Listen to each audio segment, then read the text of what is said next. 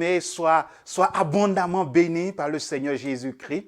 Je prie que la joie du Saint-Esprit abonde dans ton cœur pendant que tu écoutes cette exhortation de la part du Seigneur.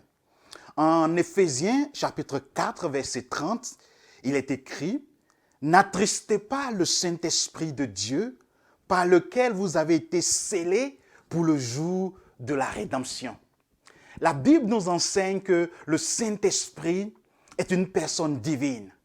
Il est le don du Père et du Fils accordé aux rachetés. Car si tu crois que Jésus-Christ est Sauveur et Seigneur, qu'il est mort à la croix pour tes péchés et tu as placé ta confiance en lui, tu sais quoi? Le Saint-Esprit de Dieu, l'Esprit de Christ habite en toi. Il habite en toi car il est lui-même. Le Saint-Esprit est la preuve de l'authenticité de ta foi. Le Saint-Esprit est le sceau que tu appartiens à Jésus-Christ, selon Romains chapitre 8, verset 9. C'est l'esprit de vérité. C'est l'esprit de paix, de vie, de sainteté et l'esprit de joie. Cependant, il arrive que nous l'attristons de temps à autre. Il arrive que nous causons le Saint-Esprit, qui est toujours béni éternellement, d'être triste. Et il est important pour toi de savoir ce qui attriste, ce qui peut attrister le Saint-Esprit et comment tu peux faire, qu'est-ce que tu dois faire lorsque le Saint-Esprit est attristé.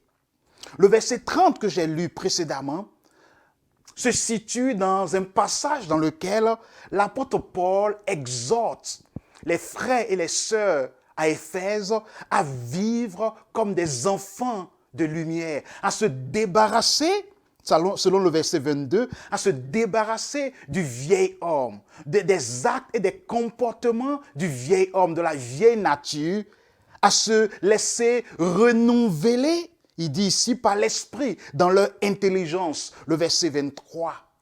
Et par conséquent, il leur dit, au verset 25, puisqu'ils sont appelés à vivre une vie nouvelle sous la direction du Saint-Esprit, sous la puissance du Saint-Esprit, il les exhorte, il les commande par l'ordre divin de se débarrasser des actes et des comportements appartenant à la vieille nature. Au verset 25, il parle du mensonge. Au verset 26, il fait allusion à la colère.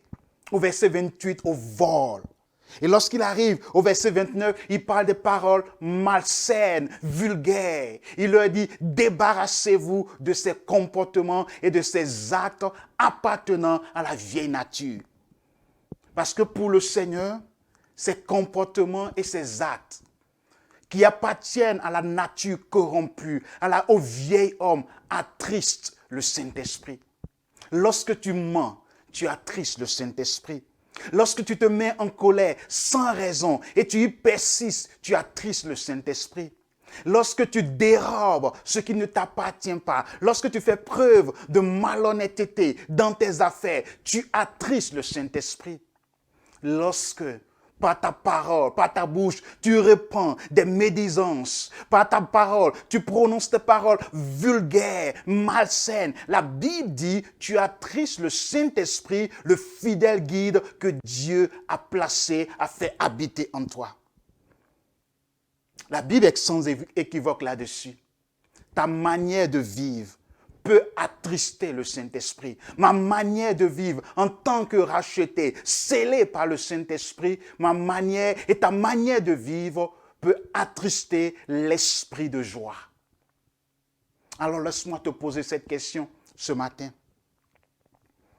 Ton comportement et tes actes sont-ils source de joie ou de tristesse pour le Saint-Esprit, ton fidèle guide? En effet, tout acte de désobéissance attriste le Saint-Esprit. Et tu sais pourquoi? Tu sais pourquoi le Saint-Esprit est attristé, éprouve de la tristesse à cause de nos péchés, de notre désobéissance, parce qu'il t'aime. Parce qu'il t'aime, il veut attirer ton attention. Parce qu'il t'aime, il éprouve et produit la tristesse dans ton cœur, afin que par cette tristesse, il puisse attirer ton attention et t'emmener à la confession de tes péchés, à la repentance, afin que ta communion avec lui, sinon la communion du Saint-Esprit avec toi, soit restaurée. Le Saint-Esprit est attristé dans notre cœur et nous éprouvons cette même tristesse, et cela parce qu'il nous aime. En 2 Corinthiens chapitre 7, verset 10, il est écrit, « En effet, la tristesse selon Dieu produit une repentance à salut dont on ne se répand jamais, tandis que la tristesse de ce monde produit la mort. » Quand tu pêches contre le Seigneur, surtout les péchés prémédités, les péchés délibérés, intentionnels, tu attristes le Saint-Esprit. Le Saint-Esprit est attristé, il ne t'abandonne pas. Il est toujours là dans ton cœur, car il est le sceau permanent de Dieu. Cependant, il est attristé.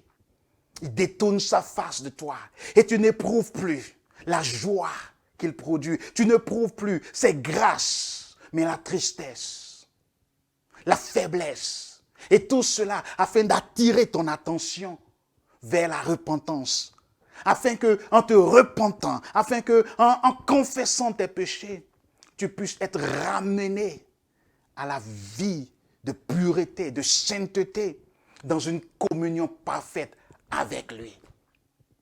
Alors, sache ceci, ta manière de vivre peut être soit source de joie ou de tristesse pour le Saint-Esprit. Mais retiens ceci, la Bible dit, n'attriste pas le Saint-Esprit par lequel tu as été marqué pour le jour de la révélation de notre Seigneur et Sauveur Jésus-Christ.